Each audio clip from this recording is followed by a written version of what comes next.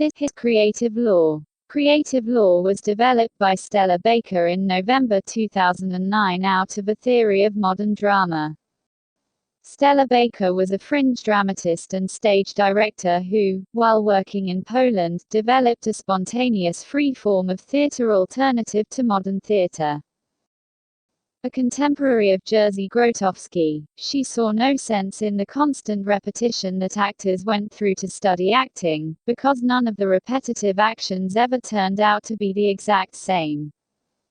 This is because acting is a creative process. The purpose of the film actor is to present a chunk or block of the character to a camera in a single take as part of a scene. Each attempt to present this piece of a character is known as a take. Each take gives the film director an option recorded on film or video which can be used to make up the film, scene by scene. Stage acting follows a similar pattern. A rehearsal prior to a stage performance is a period where the actor tries out various strategies to develop a character and then chooses the best and most convincing option. This is all put together under the direction of the director to create the performance. But it's also important to understand that a stage performance is simply another rehearsal in front of an audience who buy tickets to see it. This was how creative law started in 1996. It was developed as a very simple interpretation of the Stanislavski method which could be taught to anyone walking in off the street to give them the basic skill set of acting in a couple of hours. Only back then it was called the theory of modern drama. This theory of modern drama was developed further as a recovery strategy for people with addictions, who had experienced traumatic experiences or who were mentally ill. It was discovered by Stella Baker that when people with addictions, mental illness or who had survived traumatic experiences such as the homeless took part in drama workshops and trained as actors, they started to recover very quickly. Indeed, it became possible even for long-term drug addicts and alcoholics to beat their addiction in the space of a single production. Indeed, it was discovered that a drug addict or alcoholic who had gone through a stage production not only beat their addiction but remained clean or dry and was able to change their life. During her latter years in Poland, Stella Baker created theatres from groups of alcoholics and drug addicts. When she returned to London in 2005, she started working with the homeless and from there created a charitable theatre company known as Kultura Fringe. Kultura Fringe was first developed in Battersea in 2007. What motivated the development of creative law was the desire to expand the range of beneficiaries from working with the homeless, drug addicts and alcoholics, to older people who were suffering from Alzheimer's and dementia. What Stella Baker wanted to know was if acting in theatre could accelerate recovery from addiction, mental illness and traumatic experiences. Could acting also slow down the development of dementia and Alzheimer's in the elderly? What led to Stella Baker's discovery and development of creative law was a simple question. What motivates people to get involved in theatre and acting? The question was posed by David Fisher, an actor in Kultura Fringe. It was at this point Stella Baker realized that the motivation to get involved in theatre, either as an actor or member of the audience, was down to the development of consciousness. This meant that drama is related to the development of consciousness and is opposite to trauma. However, if this was true, then it meant that drama was not a linear process because it was opposite to trauma. This meant that the development of consciousness is a process which is based on a cycle, the creative cycle. This is what led to the development of creative law. Creative law is a law based on existence. It relates to the principles of all interaction and all creativity. Two things make creative law special. The first thing is that this is the first time that a scientific theory has been presented within a simple meme. Creative law is almost perfectly tautological. That means what you see in the video is the complete law. The second thing is that it answers the hard question of science. What motivates human evolution?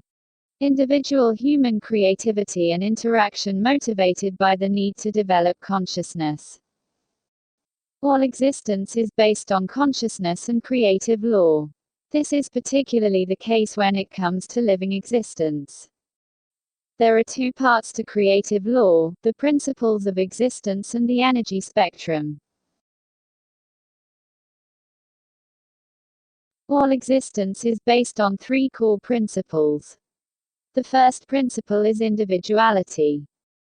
If something exists, then it must be individual and unique and never exactly the same as anything else in existence. The second principle is binarity. If something exists, then it must be in a relationship and relative to everything else in existence. Anything in existence is in a relationship to the universe. If living, everything is in a relationship to nature and everything else that is living. Both these relationships are two-way relationships. The third principle is cyclicity. If something exists, then it is made up of consciousness, energy and space. All energy is cyclical in nature and based on either a wave or a particle. Irrespective of whether that energy is perceived as a particle or wave, its existence is cyclical in nature. All energy exists on a spectrum between 0 point, or drama, and the black hole, and radiation, or trauma. Energy is constant. It cannot be created or destroyed and contains both space and consciousness.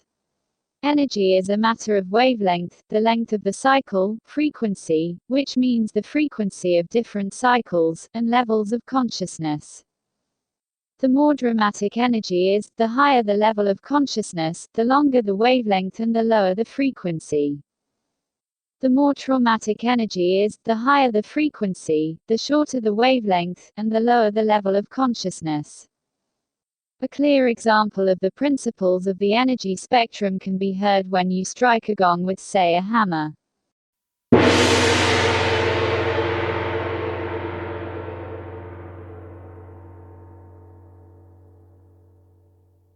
The gong has just been struck by a hammer.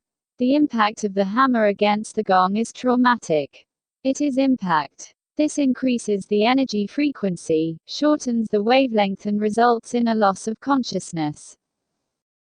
If you are struck by a hammer to your head, you would suffer trauma and lose consciousness. But let's examine the reaction of the gong.